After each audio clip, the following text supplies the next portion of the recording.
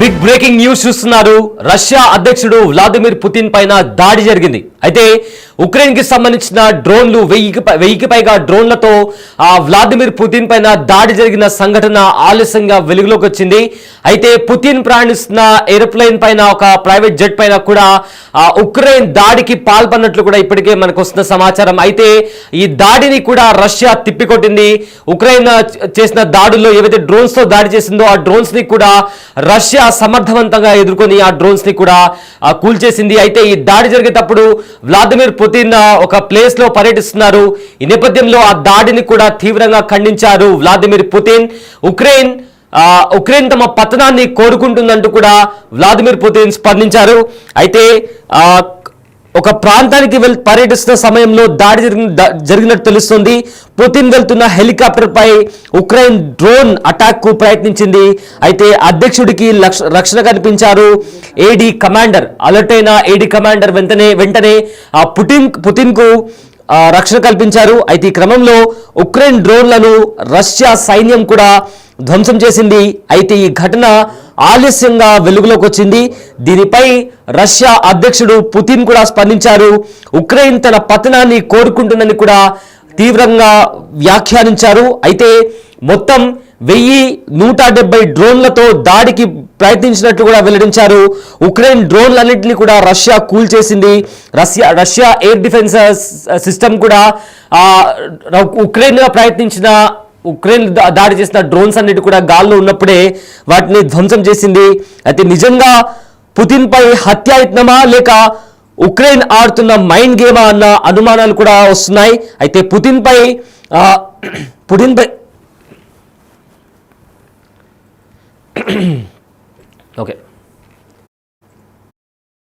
అయితే పుతిన్ పై దాడిని ఖండిస్తూ ఇప్పటికే రష్యా కూడా దానికి సంబంధించిన తగిన జవాబు చెప్తామని కూడా చెప్పింది. అయితే ఉక్రెయిన్ పై డ్రోన్స్ అదేవిధంగా మిసైల్స్ తో కూడా దానికి సమాధానంగా రష్యా కూడా డ్రోన్స్ తో విరుచుకుపడింది. రష్యా దాడిపై కూడా ప్రపంచ దేశాలు కూడా స్పందించాయి. ఈ దాడులపైన అమెరికా కూడా మౌనంగా ఉండడం సరికాదని కూడా ఉక్రెయిన్ అధ్యక్షుడు జెలెన్స్కీ కూడా ఈ నేపథ్యంలో మాట్లాడడం జరిగింది. అయితే ఉక్రెయిన్ ఇంకా రష్యా మధ్య ఎప్పటి నుంచో యుద్ధం జరుగుతుంది. ఆల్మోస్ట్ 2 సంవత్సరాల నుంచి కూడా ఆ యుద్ధం కొనసాగుతుంది. అయితే దీనిపైన కూడా మరోసారి ఈ యుద్ధ వాతావరణం అనేది మరింత తీవ్రతరమైంది. రీసెంట్ గా రష్యా అధ్యక్షుడు వ్లాదిమిర్ పుతిన్ హెలికాప్టర్ ను లక్ష్యంగా చేసుకుని దాడి చేయడానికి ఉక్రెయిన్ డ్రోన్ రాత్రిపూట సున్నితమైన సరిహద్దు ప్రాంతం క్రూక్స్ మీద ప్రయత్నించగా ఆయన త్రుటిలో తప్పించుకున్నట్లు తెలుస్తుంది. రష్యా వైమానిక రక్షణ వ్యవస్థలు ఆ డ్రోన్స్ ని అడ్డుకొని అధ్యక్షుడి వైమానిక మార్గాన్ని చేరుకోక ముందే ధ్వంసం చేశాయని కూడా అధికారులు తెలిపారు. ఈ నాటకీయ సంఘటన పుతిన్ ఒక ప్రాంతానికి పర్యటన సందర్భంగా జరిగింది. ఏప్రిల్లో ఉక్రెయిన్ దళాలు ఈ ప్రాంతం నుండి తిప్పికొట్టినట్లు మాస్కో ప్రకటించిన తర్వాత ఆయన మొదటిసారి పర్యటించారు. అధ్యక్షుడి కాన్వాయ్ ను గాల్లో దాడి చేయడానికి ఉద్దేశపూర్వకంగా చేసిన ప్రయత్నంగా రష్యన్ మీడియా చెప్తుంది. అయితే అధ్యక్షుడి హెలికాప్టర్ ప్రయాణిస్తున్న మార్గంలో ఓ డ్రోన్ వస్తున్నట్లు గుర్తించారు. అది ఏదైనా ముప్పు కలిగించక ముందే మా వైమానిక రక్షణ దళాలు దానిని వెంటనే అడ్డుకున్నాయి అని ఒక సీనియర్ అధికారి రాష్ట్ర మీడియాకు కూడా తెలిపారు.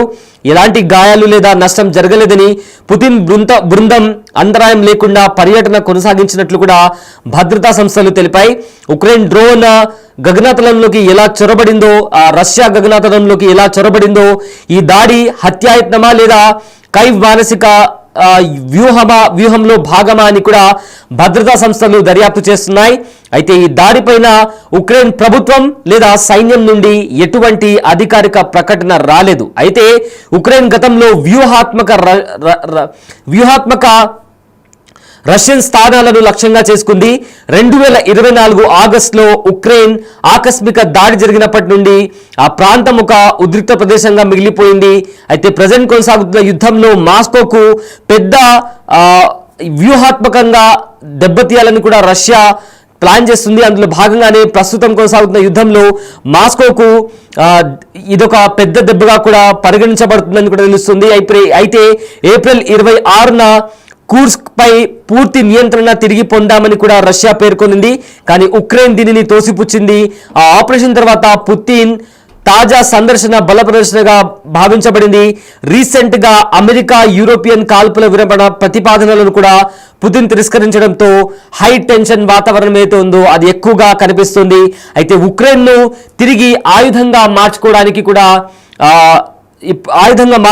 పశ్చిమ దేశాల కాల్పుల విరమణ చర్చలను కూడా ఉపయోగిస్తామని కూడా విదేశాంగ మంత్రి సెర్గీ కూడా ఆరోపించారు. అయితే ప్రజెంట్ మనము బిగ్ టీవీ స్క్రీన్ పైన ఆ దాడికి సంబంధించిన విజువల్స్ కూడా మనము చూస్తున్నాము. అయితే ఆ యుద్ధం జరిగేటప్పుడు ఏ రకంగా రష్యా ఉక్రెయిన్ సోల్జర్స్ పైన దాడికి దిగిందా దానికి సంబంధించిన విజువల్స్ కూడా మనము బిగ్ టీవీ స్క్రీన్ పైన చూస్తున్నాము. అయితే టార్గెట్ ని లాక్ చేసి అక్కడ వెళ్తున్న సోల్జర్స్ ని కూడా టార్గెట్ చేసి చంపేశారు, హతమార్చారు. అయితే పుతిన్ పైన దాడి జరిగిన తర్వాత రష్యా ఇంకా ఉక్రెయిన్ మధ్య టెన్షన్ వాతావరణం మరింత తీవ్రతరమైంది. ఇప్పటికే గత 2 సంవత్సరాలుగా ఈ 2 దేశాలు ఒకరిపైన ఒకరు యుద్ధం చేస్తున్నాయి. ఈ నేపథ్యంలో అటు రష్యా ఇటు ఉక్రెయిన్ నువ్వా నేనా అంటూ దాడులపైన దాడులు జరుపుకుంటున్నారు. ఇదే నేపథ్యంలో పుతిన్ ను హతమార్చేందుకు కూడా ఉక్రెయిన్ ప్రయత్నించిందని ఇప్పటికే కొన్ని ఆరోపణలు వినిపిస్తున్నాయి. అయితే దీనికి సంబంధించి ఉక్రెయిన్ తరపున ఎలాంటి వివరణ కానీ ఉక్రెయిన్ అధ్యక్షుడు జెలెన్స్కీ కానీ లేదా వాళ్ళ రక్షణ శాఖ అధికారులు కానీ దీని తరపున ఎలాంటి ఏ మాట కూడా చెప్పలేదు. కానీ రష్యా మాత్రం ఇది ఖచ్చితంగా ఉక్రెయిన్ చేసిన దాడియా అంటే పుతిన్ ని హతమార్చాలని పన్నిన పన్నాగమా లేదా వ్యూహాత్మకంగా పన్నిన పన్నాగమా అంటూ కూడా దీనికి సంబంధించి దర్యాప్తు సంస్థలు కూడా దర్యాప్తు చేస్తున్నారు. మొత్తం మీద ఇప్పటికే ఈ దాడులకు సంబంధించి ఈ ఘటన ఆలస్యంగా వెలుగులోకి వచ్చిందని కూడా తెలుస్తుంది. అయితే మొత్తం మీద ఇంటర్నేషనల్ కథనాల ప్రకారం వ్లాదిమిర్ పుతిన్ పైన కొన్ని డ్రోన్ అటాక్ జరిగింది. అయితే వెంటనే అలర్ట్ అయిన రష్యన్ సోల్జర్స్ కూడా రష్యన్ ఆర్మీ కూడా ఆ డ్రోన్ వ్లాదిమిర్ పుతిన్ హెలికాప్టర్కి చేరుకోక ముందే వాటిని ధ్వంసం చేసినట్టుగా ఇంటర్నేషనల్ మీడియా కథనాల్లో కూడా వెల్లడైంది.